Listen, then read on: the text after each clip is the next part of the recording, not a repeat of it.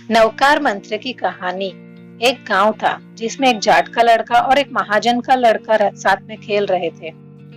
वहां महाराज पास से गुजर रहे थे। दोनों लड़कों को उन्होंने बुलाया और कहा, अरे क्या कर रहे हो, रेत में खेल रहे हो तुम? लड़कों ने कहा, हाँ महाराज, हम रेत में खेल रहे हैं। महाराज ने कहा, रेत में मत खेलो, हमारे साथ भवन में चलो। दोनों लड़के महाराज के साथ भवन में गए।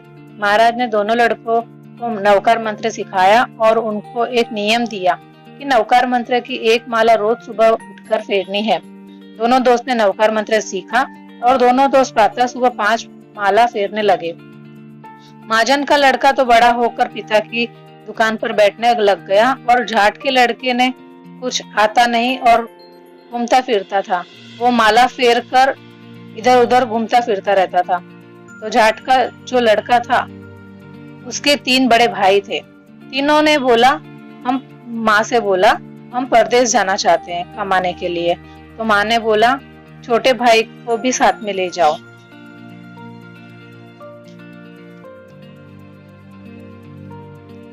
तब तीनों भाई ने छोटे भाई को भी पूछा कि हम परदेश जा रहे हैं, तुझे आना है? तो उसने कहा, मैं आऊंगा, लेकिन नवकार मंत्र की माला फेरे बगैर मैं कहीं नहीं जाऊंगा। तब उसके परिवार उसने उसे नौकरिया नौकरिया बोलने लग गए। अगले दिन चारों भाई परदेश जाने निकलते हैं। चारों भाई चलते चलते निकले। फिर एक गांव आया तो रात पड़ गई। तो गांव में वो रात रुक गए। तो सुबह हुई, तीनों भाई जाग गए और नौकरिया सोता ही रह गए। तीनों भाई चाय दूध पी करके और नौकरिया के लिए दूध प्याला में रख दिया। तीनों भाई ने सोचा, नौकरिया कुछ कमाना आता तो है नहीं, तो उसको छोड़कर तीनों भाई आगे चले जाते हैं। जब नौकरिया की नींद जगी तब उसने देखा तीनों भाई दिख नहीं रहे और दूध का कटोरा पड़ा है। तो फिर इधर उधर उसने देखा, पानी नजर आया तो उसने स्नान करके नवकार मंत्र की माला फेरने बैठ गया। और इतने में सर्प देवता आए। सर्प देवता ने देखा दूध का प्याला पड़ा था। सर्प देवता ने दूध पी लिया और उसमें एक मणि डाल दिया। उन्होंने मणि डाल के सर्प देवता चले गए। फिर नौकरिया ने माला पूरी की और वहां से उठा। उसने देखा, दूध के प्याले में देखा तो उसमें मणि पड़ी थी और वो मणि पूरी झोपड़ी में चमक चमक कर रही थी। तब नौकरिया ने सोचा, ये बहुत चमक रही है, मैं इसका क्या करूं? कोई आएगा तो मुझे मारकर ये ले जाएगा। नौकरिया झोपड़ी में से बाहर निकला और आकर देखा तो गाय का गोबर पड़ा था। उसने गोबर लिया और वो मणि को झोपड़ी में छाप दिया। फिर नौकरिया रोज दूध का प्याला रखकर माला फेरने बैठ जाता था। रोज सब देवता आते, ऐसे ही दूध पीकर मणि डालकर चले जाते थे। ऐसे करते करते 5-6 साल बीत जाते हैं। फिर उसके तीनों भाई कमाई करके परदेश से कमाई करके वापस लौट आए। रास्ते में उन भाइयों को याद आता है कि हम नौकरिया को तो इसी गांव में छोड़कर गए थे। तो वो तीनों भाई उस गांव में ही रात रुकते हैं। तीनों भाई सोच रहे थे, हम माँ बाप को क्या जवाब देंगे, हम इसको साथ तो लेकर नहीं गए। फिर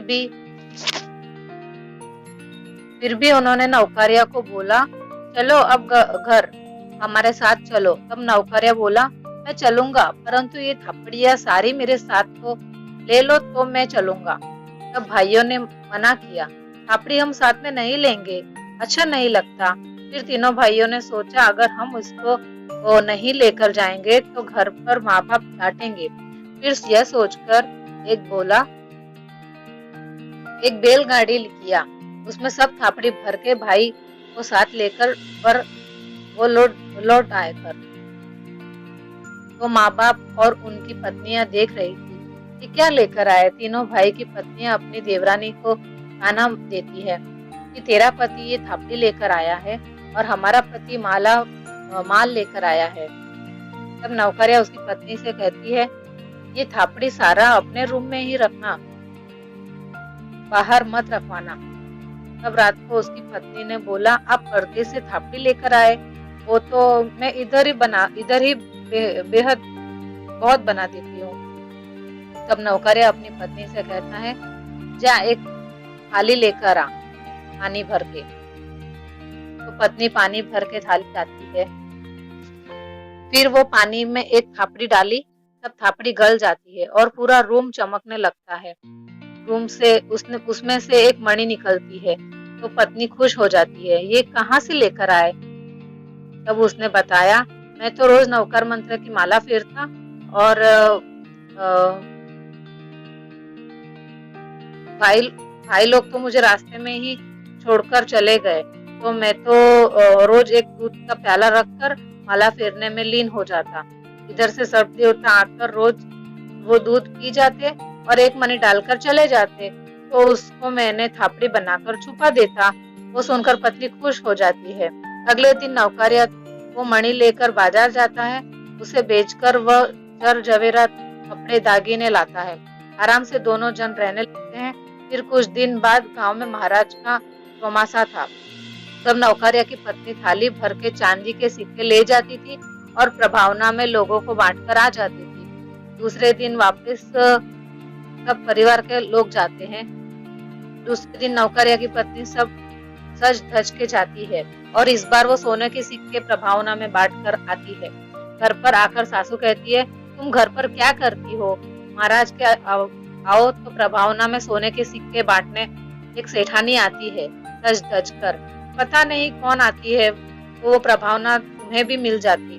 तब नौकरिया की पत्नी कहती है, मुझे कुछ नहीं चाहिए सासू माँ, आप ही जाओ, आप ही लाओ। तो सासू कहती है, तेरा आदमी खाली नौकर मंत्र की माला फेरता है और इधर उधर घूमता है, कुछ कमाता नहीं है। तू ऐसे ही घमंड कर रही है। फिर भी उसकी बहू ने कुछ नहीं बोला। फिर तीसरे दिन भी बहू सज धज के सोने के सिक्के बांटने ले जाती है। तो वापिस वो घर लौटती है। तब सासू की नजर अचानक पड़ती है और देखती है ये सेठानी तो अपने ही घर में जा रही है। तो सासू देखती है तो उसकी बहू निकलती है। सासू कहती है, बहू तू है क्या जो सज धज के सोने के है? बहू कहती है, हाँ सासू जी। बहू अपनी सासू को प्रणाम करती है।